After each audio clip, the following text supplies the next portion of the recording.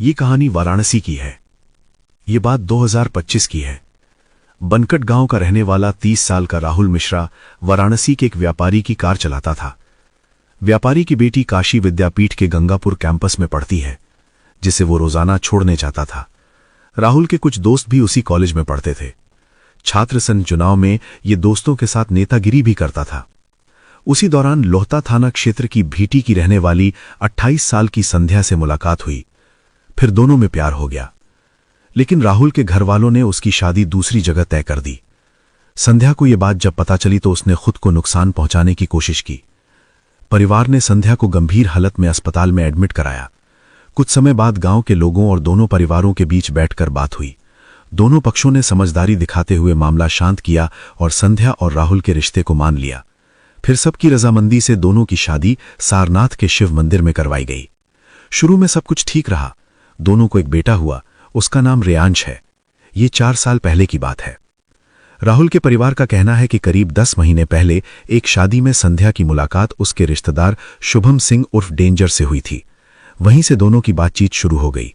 कुछ समय बाद राहुल ने उनकी चैट देख ली तो वो नाराज हो गया। बात बढ़ी। लगभग 8 महीने पहले संध्या राहुल से झगड़ा करके अपने इकलौते बेटे को लेकर मायके चली गई थी। राहुल कई बार ससुराल गया, लेकिन संध्या उससे मिलने नहीं आती थी और ना ही उसे बच्चे से मिलने देती थी। इसी बीच संध्या ने राहुल के खिलाफ लोहता थाने में दहेज उत्पीड़न का केस भी दर्ज करवा दिया।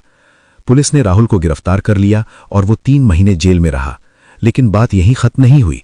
संध्या ने कोर्ट में तलाक की अर्जी डाल दी और साथ ही 6 लाख रुपए की मांग भी कर दी। राहुल अपने माँ बाप का इकलौता बेटा था। पत्नी की बेरुखी और लगातार दूरी से वो बहुत परेशान रहने लगा था। 4 दिन पहले उसकी पत्नी के बॉयफ्रेंड शुभम ने अपने दोस्तों के साथ मिलकर करौता बाजार में राहुल को पीट दिया था। 8 दिसंबर को राहुल अपने मालिक की कार लेकर ससुराल गया था।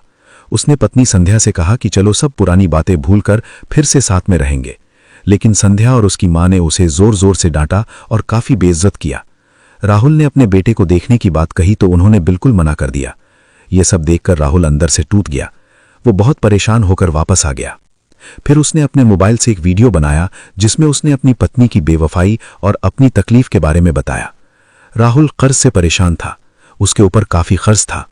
ऐसे में पत्नी भी उसे परेशान कर रही थी। पत्नी ने उसके खिलाफ 3 अलग-अलग थानों में 4 रिपोर्ट दर्ज कराई हैं, जेल भी भिजवाया था। इससे भी राहुल तनाव में रहता था। संध्या और शुभम लगातार राहुल पर तलाक देने का दबाव डालते रहे, लेकिन राहुल मानने को तैयार नहीं था। जब उसने तलाक से इनकार किया तो उस पर जान से मारने की धमकी भी दी जाने लगी। 9 दिसंबर को लगातार झगड़ों और तनाव से परेशान होकर राहुल ने अपनी जान ले ली। परिवार वालों ने जब राहुल को देखा तो वो गंभीर हालत में पड़ा था। घबराकर उन्होंने तुरंत पुलिस को खबर दी। पुलिस मौके पर पहुंची, फॉरेंसिक टीम भी बुलवाई गई और उन्होंने घटनास्थल से जरूरी साक्ष्य इकट्ठे किए। शव को पोस्टमार्टम के लिए भेजा गया। राहुल का मोबाइल चेक किया गया तो उसमें से 2 वीडियो मिले जिनमें उसने अपने दर्द और हालात के बारे में बताया था। राहुल के 2 वीडियो सामने आए हैं। एक वीडियो 8 सेकंड का है और दूसरा 7 मिनट 29 सेकंड का। पहले वाले छोटे वीडियो में राहुल ने कहा था कि उसकी पत्नी संध्या शुभम सिंह डेंजर से बात करती है और उसका उसी से रिश्ता चल रहा है। दूसरे वीडियो में राहुल ने बहुत सी बातें कही थीं। उसने कहा कि वो अपनी पत्नी से बहुत प्यार करता था और जीना चाहता था, लेकिन अब वो खुद अपनी जान ले रहा है।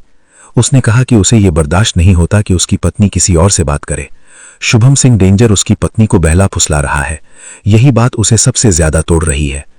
राहुल ने बताया कि उसका एक छोटा सा बेटा है जिससे वो एक दिन भी दूर नहीं रह पाता। उसी दिन वो अपनी ससुराल गया था। सोचा था कि बेटे को देख लेगा और उसकी मुट्ठी में 1000 से 2000 रुपए रख देगा ताकि बच्चे के काम आ जाएं। उसने कहा कि वो खुद कर्ज में डूबा हुआ है। कार की किस्त बाकी है, दूध वाले और किराना वाले का पैसा देना है। बचपन से ही परेशानियां झेल रहा है। राहुल ने यह भी बताया कि उसके मम्मी पापा उसकी पत्नी को पसंद नहीं करते थे। पत्नी ने उसके खिलाफ 4 बार थाने में रिपोर्ट लिखवाई, उसे पिटवाया, जेल भी भिजवाया, फिर भी वो उसे साथ रखता था। राहुल ने कहा कि वो बस चाहता था कि उसकी पत्नी बदल जाए, थोड़ा प्यार दिखाएं, उसका ख्याल रखें, लेकिन वो हमेशा उसे टेंशन में ही रखती थी, जिससे वो एक दिन भी दूर नहीं रह पाता। उसे लग रहा था कि यही उसका आखिरी दिन है। उसने बताया कि उसकी पत्नी खुलकर कह रही है कि वो शुभम सिंह डेंजर से बात करेगी। राहुल को लगता था कि शुभम उसे होटल तक ले जाएगा और वो ये सब देख भी नहीं सकता। राहुल ने कहा कि वो किसी को सजा नहीं दिलाना चाहता, बस इतना चाहता था कि उसकी पत्नी उसकी थोड़ी इज्जत कर ले, थोड़ी कद्र कर ले। ये पूरा मामला सामने आने के बाद इलाके में भी माहौल भारी हो गया। राहुल की मौत ने उसके परिवार को पूरी तरह तोड़ दिया है। पुलिस अब सभी सबूतों और वीडियो के आधार पर जांच आगे बढ़ा रही है। कौन कौन इस सब में शामिल था और राहुल पर किस तरह का दबाव बनाया जा रहा था, ये सारी बातें जांच में साफ होंगी। फिलहाल तीनों आरोपियों पर मामला दर्ज हो चुका है और पत्नी तथा सास को गिरफ्तार कर लिया गया है। घरवाले बस इतना चाहते हैं कि राहुल को इंसाफ मिल जाए और आगे किसी के साथ ऐसी घटना ना हो। वीरेंद्र की कहानी भी राहुल जैसी ही है, जिसमें पत्नियों का अत्याचार है, लेकिन वीरेंद्र की कहानी सुनकर हर कोई हैरान रह जाता है। ये कहानी इतनी उलझी और अलग है कि लग ही नहीं रहा कि सच में ऐसा कोई इंसान अपने जीवन में ये सब झेल सकता है। मधु और वीरेंद्र की शादी 2002 में हुई थी। शादी के सिर्फ 2 साल बाद ही उनके बीच झगड़े होने लगे। धीरे धीरे मधु अपने पति से अलग रहने लगी। करीब 10 साल बाद उनका तलाक भी हो गया। इस बीच मधु अपने मायके गाजियाबाद की ब्रह्मपुरी कॉलोनी में ही रह रही थी, लेकिन इसके बाद जो हुआ वो सबको हैरान कर गया। मधु अचानक गायब हो गई। उसका अचानक गायब होना वाकई बहुत रहस्यमयी था। घर वालों ने 2 दिन तक खुद ही मधु को ढूंढा, लेकिन जब कोई खबर नहीं मिली तो उन्होंने मोदीनगर थाने में उसकी गुमशुदगी की रिपोर्ट दर्ज करवाई। घर वाले पहले ही दिन वीरेंद्र शर्मा मधु के पूर्व पति पर शक करने लगे थे। तलाक के बाद भी वीरेंद्र लगातार मधु से फोन पर बातें कर रहा था। रिपोर्ट दर्ज होते ही पुलिस ने वीरेंद्र को ढूंढना शुरू किया और जल्दी ही उसे हिरासत में ले लिया। लेकिन वीरेंद्र बार बार कह रहा था कि उसे मधु की गुमशुदगी का कोई अंदाजा नहीं है। उसका कहना था कि ना तो उसने मधु से मिला है और ना ही उसे कहीं लेकर गया है, तो फिर उसकी गुमशुदगी से उसका क्या लेना देना हो सकता है। लेकिन जब पुलिस ने वीरेंद्र के दावों की जांच करने के लिए तकनीकी तरीके अपनाए तो सामने एक नई कहानी आई। कॉल डिटेल देखने पर साफ हो गया कि मधु की गुमशुदगी वाले दिन यानी 21 जनवरी को न सिर्फ वीरेंद्र ने उससे फोन पर बात की थी, बल्कि उससे खुद भी मिला था। और इससे भी बड़ा सबूत था कि दोनों के फोन की लोकेशन एक साथ चल रही थी। लेकिन यह तो बस शुरुआत थी। आगे जांच में पता चला कि दोनों साथ में एक ही कार लेकर गाजियाबाद से हरिद्वार तक गए थे। अब पुलिस ने वीरेंद्र के साथ सख्ती करना शुरू कर दी। धीरे धीरे वीरेंद्र ने सच बोलना शुरू किया। सच ये था कि मधु सिर्फ गायब नहीं हुई थी, बल्कि उसकी हत्या कर दी गई थी, और ये काम करने वाला कोई और नहीं बल्कि उसका पूर्व पति वीरेंद्र ही था। लेकिन अब सबसे बड़ा सवाल यह था कि वीरेंद्र ने ऐसा क्यों किया, उसने मधु की जान कैसे ली और मधु की लाश उसने कहाँ छुपाई थी। आगे की जांच में इन सब सवालों के जवाब भी धीरे धीरे सामने आने लगे। तफ्तीश में पता चला कि तलाक के बाद मधु ने अपने लिए गुजारा भत्ता मांगते हुए अदालत में अर्जी दी थी। इस मुकदमे का फैसला मधु के हक में आया। अदालत ने वीरेंद्र को आदेश दिया कि उसे 6 लाख रुपए एक साथ चुकाने होंगे और हर महीने 6,000 रुपए गुजारा भत्ता के तौर पर भी देने होंगे। लेकिन वीरेंद्र इस बात से बहुत नाराज था। असल में इस बीच उसने दूसरी शादी कर ली थी और वो किसी भी कीमत पर अपनी पूर्व पत्नी पर इतने पैसे खर्च नहीं करना चाहता था। यही बात उसके मन में गुस्सा और नाराजगी पैदा कर रही थी। लेकिन ये किसी ने सोचा भी नहीं था कि अपनी बीवी को पैसे देने से बचने के लिए वीरेंद्र इतनी खौफनाक साजिश रच सकता है। धीरे धीरे वीरेंद्र उससे फिर से बात करने लगा, उसे मिलने के लिए बुलाने लगा। लेकिन मधु को उसके दिमाग में जो साजिश चल रही थी, इसका उसे कोई अंदाजा तक नहीं था।